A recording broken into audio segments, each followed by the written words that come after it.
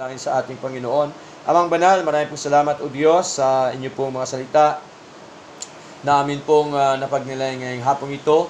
Salamat po Diyos sa inyo pong paalala sa amin, O Lord God, na kami po Panginoon ay kailangan naming tumawag sa inyo sa araw-araw po naming buhay, O Lord God. Manalangin po kami sa inyo, Panginoon, at patuloy po na kami ay magpakumbaba sa inyong harapan, O Lord God. At kami po, Panginoon, ay lumapit po sa inyo, Panginoon, sapagkat alam po namin, O Diyos, na kayo po ang aming kapahingahan ng aming mga kaluluwa, O Lord God.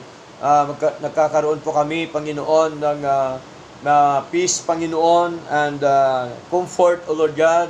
At higit sa lahat, Panginoon, maging po sa aming hope, Panginoon, sa inyo, Panginoon.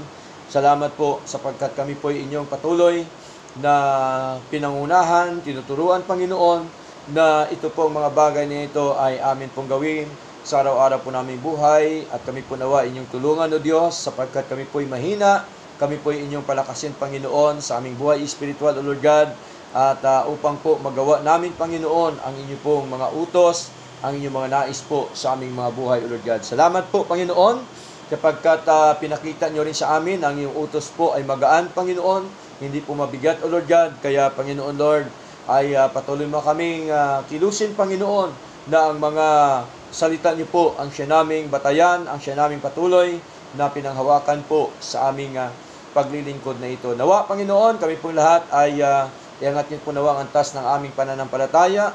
Patuloy mo kaming palakasin, pasiglahin, Panginoon, sa aming buhay espiritual, Panginoong Diyos. At nawa ay palawakin niyo po ang aming pagkatuto ng inyong mga aral, O Lord God. Kami po inyong palaguin, Panginoon, sa aming buhay espiritual, O Lord. At kami po, Panginoon, turuan niyo po sa lahat aspeto po ng aming mga buhay, maging po sa aming mga plano, sa aming mga nais, sa aming mga buhay, Lord. Kayo po nawa ang siyang mag-guide sa amin, kayo po nawa ang siyang magturo sa amin, Panginoon.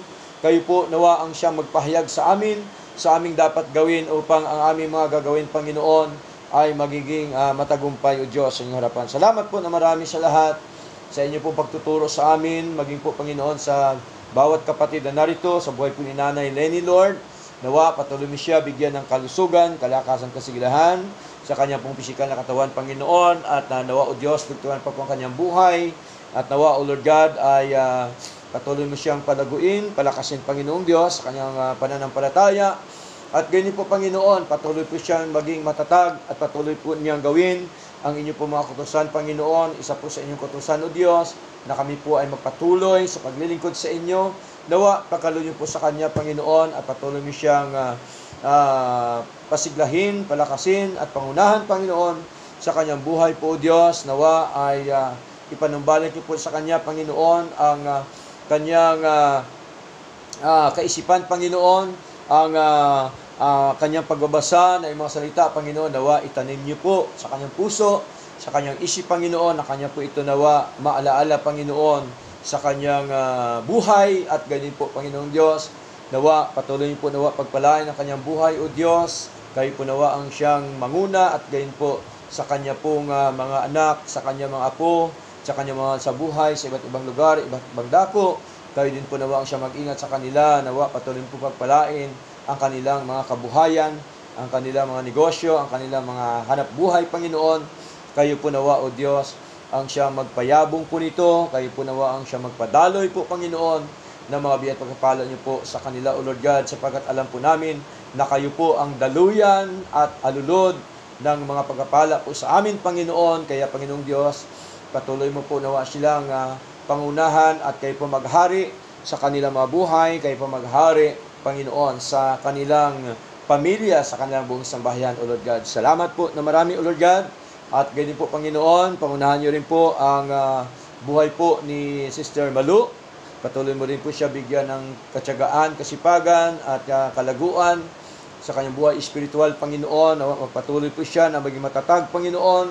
At nawa ay itanim niyo po sa kanyang puso, Panginoon, ang iyong mga salita, na kung saan, Panginoon, ay lagi po niya, Panginoon, maisip at tandaan ang inyong mga aral po, Diyos. Manindigan po siya, nawa, ng inyong mga aral po, Panginoon, at patuloy po niya kayo paglingkuran sa kanyang buhay, kasama po ng kanyang buong pamilya, buong sambahayan.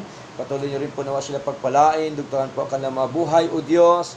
At ganyan po, Panginoon, sa kanilang mga plano, sa kanila po mga nais, sa kanilang mga buhay, Lord. Nawa, turuan niyo po nawa sila at nawa, Panginoong Diyos, kayo po nawa ang magbigay sa kanila ng kapahingahan ng kanilang mga kaluluwa sa iyong harapan, O Diyos, at nawa, Panginoon, ay bigyan po nila ng oras, panahon, ang inyong po mga salita at ang kanilang pananalangin po sa inyo at ang pagdalo sa inyong gawain po, Panginoon, sapagkat itong lahat, Panginoon, ay napakahalaga po sa buhay po namin, O Lord God. Salamat po na marami at nawa, patuloy mo po silang iingatan, gabayan at proteksyonan at pagpalain po sa kanilang mga hanap buhay, mga kabuhayan nila, Panginoon. Patuloy niyo rin po nawa sila pagpalain po, Diyos, at ganyan po, Panginoon, sa buhay po Sister Agnes, patuloy mo siya bigyan ng lakas, sigla, Panginoon, at patuloy mo siya pagkaluban, Panginoon Diyos, ng talino sa inyong mga salita, O Lord God, na siya po inyo patuloy na gamitin sa inyong ubasan, sa inyong gawain, Panginoon, na siya po ay maging kaagapay sa inyong gawain po, Diyos, at ganyan po, Panginoon, patuloy niyo rin po nawa pagpalain ng kanyang buhay, bigyan ng kalusugan, kalakasan, kasiglahan, Panginoon, dugtungan pa po kanyang buhay sa mundong ito, O Diyos, at ganyan po, Panginoon, sa gawain po bukas, kayo po nawang siya magpala, kayo po nawang siya manguna, O Lord God, na ang gawain po bukas, Lord, mula sa umpisa hanggang matapos, Lord, kayo po nawang siya manguna, upang ito po ay maging maayos po at maging matagumpay, Panginoon,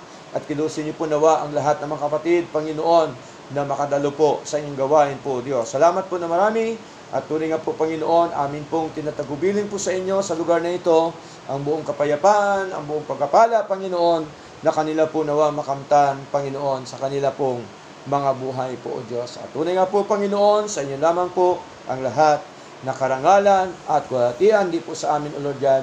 Sa pangalan po ni Jesus, ito po ang aming dalangin. Amen.